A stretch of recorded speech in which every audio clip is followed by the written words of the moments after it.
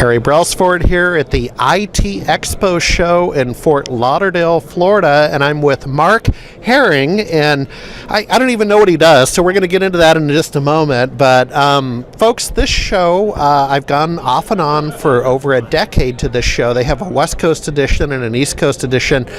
Always a pleasure to come to Florida in the winter and avoid those cold, chilly temperatures. So, Mark, first of all, let's talk about what is your story, and then what is your company story, and I have a few questions. Sure, yeah. Well, thanks for taking the time to talk to us. So we're a Florida-based company. The entire organization has been together for almost 20 years now. Okay. Our first company was ZTEL Communications back in the late 90s, Okay. Publicly held. Then we spun out of that a company called Proximity. Proximity was very focused early on the whole internet telephony movement that took place. Yep. We were big and hosted cloud VoIP for a while. Yep. But then as we sat down with the majority of our customers, we decided to go the route of building some add-on applications that can layer on top of any type of phone system or phone service available out there. Yeah. And so what does MessagePro do? What's the pitch, the elevator pitch? Yeah, so we like to say that we allow businesses to text message their consumers, clients, patients, just like you would with email. You know, it's as easy as email. And we want to be the ones that they go to for any type of messaging needs, whether it's conversational, whether it's scheduled, or it could be very interactive with some of the things we do in the medical space. Well, we'll get back to that because I'm always interested in compliance and HIPAA and all that stuff. But let me see if I have this straight. I have a mobile phone, of course, and occasionally we'll have a business conversation on text. Now, maybe I'm old school. That's not my preference because I always have a little bit of concern about the preservation of the conversation and the history of it. Sure. You know, text is kind of bing. Yeah. Buy a pizza. Right. Lights are on. Mm-hmm. Yep. I'm involved in a couple startups. One individual I will not name on camera, but he's Mr. Texture. And I found myself, again, we'll get back to your core story, but I have to go to messages.android.com and copy and paste the text into maybe OneNote or something, because these are, conversations I'm going to forget, and I want to preserve, and God forbid someday we get acquired and I need this history. Go back and find it, yeah. You got the phone, you got the PC. What's the day in the life of your product? Let's go with medical. What's the day in the life of your product? Well, first of all, today very few people are answering the phone. Absolutely. They even rarely leave voicemail. We're kind of at a telephony show, ironically. I know, right?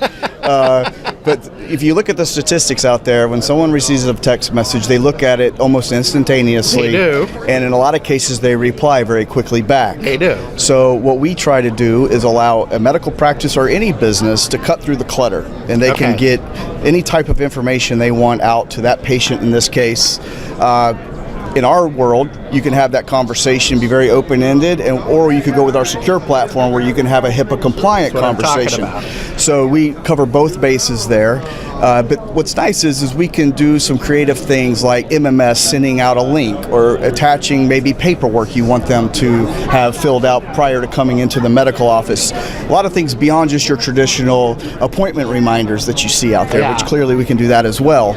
But yeah, if you go to the secure side, that's when you start to have a lot more conversations that can include the patient, the parents in some cases, and have more in-depth conversations about what their condition is, medications, things of that nature. Right, exactly. So let's shift gears. My favorite public radio station, KEXP in Seattle, coming at you. I will often hear, and I stream it, by the way, when I'm traveling in Florida. I got it in my earbud. And they'll often say, text your request to blah, blah, blah. Yes. And, the DJ gives the perception that I want to hear a little Grateful Dead. And, you kind of get this imagery like, oh, okay, Harry wants Grateful Dead. Let's talk about that. What's he really doing? And I don't know if radio stations are your market, but you live and breathe in We this have beast. quite a few radio stations as clients, So first of all, messaging is primarily thought about as an outbound type of thing. Maybe you're going to mass market or you're going to announce some sort of upcoming event. We've thought about it from the inbound perspective too, which would be in this radio example. You can take that radio local phone number that they're pushing out there as part of their brand. And it's not the DJ's mobile phone. That is not. It is the radio station's call-in number. Okay. And then the DJ can manage that inbound message by a browser on the PC, or we can put an app on your Android or your Apple device. But what's kind of interesting that we're seeing them do is not only are they taking that information and then utilizing it on air to play a song, or maybe in sports talk we see them make it a discussion point. Or a contest. Or a contest. I'll take the seventh absolutely. text or Yes. first right a lot answer. Of that. Okay. But what we can do is create keyword auto replies to those situations. Okay. So let's say it is a contest. We can set it up to where the radio station sends immediately back to that listener, hey, got your text, we're enrolling you into the program or to the promotion. Right. We'll be in touch if you're a winner. That way nobody from a human standpoint has to really deal with it. It's automated, and then the DJ can just do what he does. Yeah, and bottom line, maybe we'll end on this, is that and I have to gut check myself. I mean, I consider myself to be risk forward and forward thinking and trying to stay hip and cool and current. Now, you get a little older, you kind of get set in your ways. I mean, I still like phones, to be honest. My wife does too. She's the last person I know to adopt text messaging, ironically, given what I do for a living. So. Yeah. But it just seems like this solution, and this is one of the better ones I've seen the last 3 days here, so congratulations. Thank you. Appreciate that. But it just seems like it's another appropriate avenue to have a deeper sense of engagement with your customer. And that's why we're all here. Yeah, so customer experience has been sort of the mantra I've seen in most conferences the last couple of years with all the UCaaS solutions coming out that you see. But where I think we separate ourselves is we're very agnostic when it comes to carriers, hardware. We want to be an over-the-top play to where, as a MSP or any kind of partner that we work with, they can go do what they do, but then when the instance where they need to layer in a simple messaging solution or a complex messaging solution, that we want them to call us. Yeah.